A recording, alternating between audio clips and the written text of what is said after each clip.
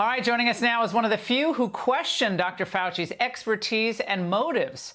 As early as we did, Kentucky Senator Rand Paul. Senator, you are now calling for the firing of Anthony Fauci.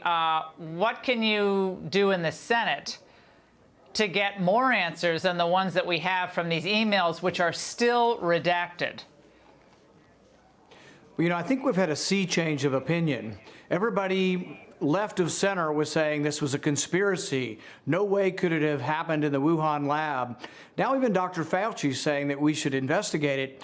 But the emails paint a disturbing picture of Dr. Fauci from the very beginning worrying that he had been funding gain-of-function research. And he knows it to this day, but hasn't admitted.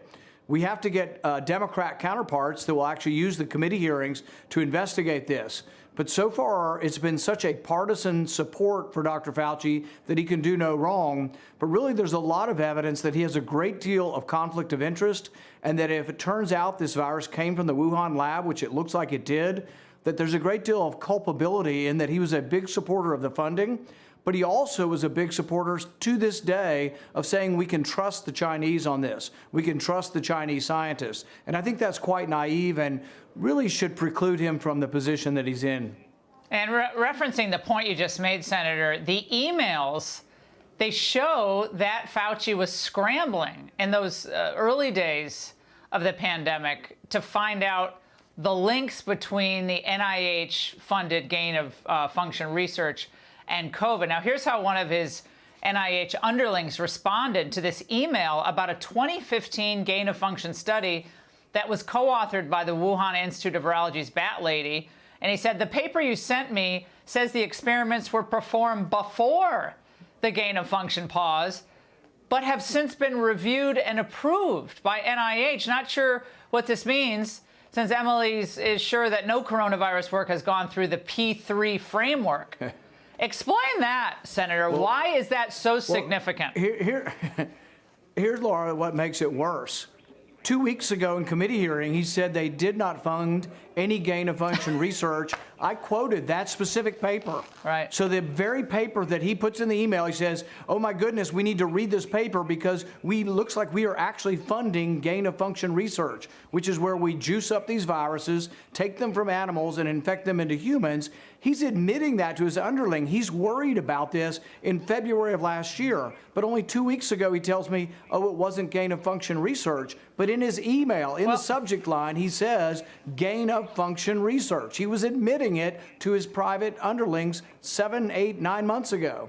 I mean, could there be criminal culpability here, given the repeated failures of Dr. Fauci, who is basically in charge of much of our messaging on this and advice on this? Could there be criminal culpability here, a fraud or ongoing collaboration with the Chinese when he was making excuses for them? At the very least, there's moral culpability. In the research done by the bat scientist in Wuhan, she gives him credit. She lists the exact NIH grant with a 10-numeral disclaimer or ID number listing the money and thanking the NIH for the money. It's clearly gain of function. There are several scientists who are in this field, cellular biologists. They all say that taking a SARS virus and adding an S protein to it to make it infect human cells, that is the very definition of gain of function. It's very dangerous. We shouldn't be doing it here or there. But Dr. Fauci has denied it to this day. But the private emails show that he was acknowledging that it was gain of function. Nobody was questioning it. The scientific community needs to look at this because he hides behind this veil of the lab coat that nobody can question him. Yeah, but well, I believe, and by looking at the evidence, that it absolutely was gain of function research, and he was funding it. And to this day, he's still saying he would do it again because he trusts the Chinese scientists. Yeah. Well, one of those emails obtained by BuzzFeed, Senator, was from Peter Daszak of the EcoHealth Alliance. So he was the one pushing this and doing this research. And that was funded by NIH in Wuhan. So he wrote to Fauci on April 18, 2020, I just wanted to say a personal thank you for publicly standing up and stating that the scientific evidence supports a natural origin for COVID-19, not a lab release from the Wuhan. It's unbelievable. But here's the thing, Laura. Peter Daszak is not a disinterested party. He's not just looking for the truth. He was the funder of the research in Wuhan. So he has a self-interest in not revealing this because if it turns out the virus came from the lab, that's my point too.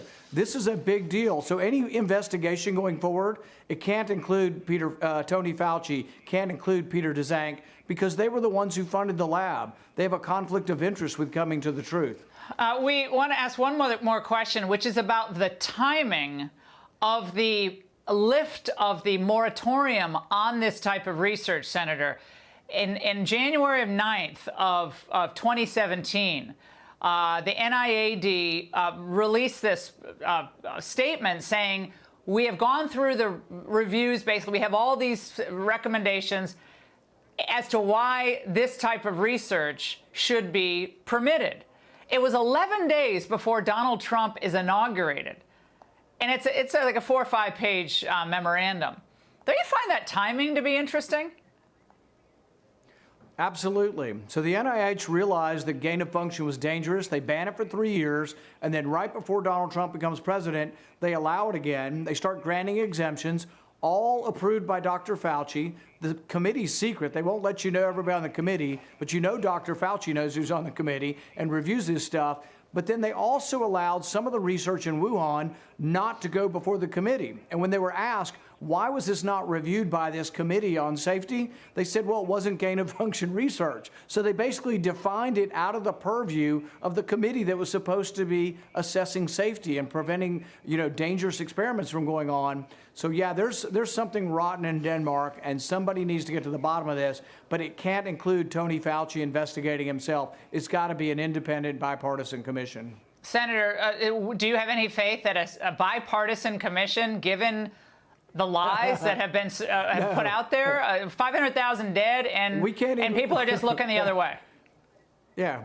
We can't even get a hearing, but realize what they were studying in that lab they've admitted to was 15 times more deadly than the virus we're dealing with. COVID-19 has about a 1% mortality, and that's a lot of people, but SARS, the one from 2004, has a 15% mortality, and they were taking SARS and juicing it up and making it more infectious to human airway cells.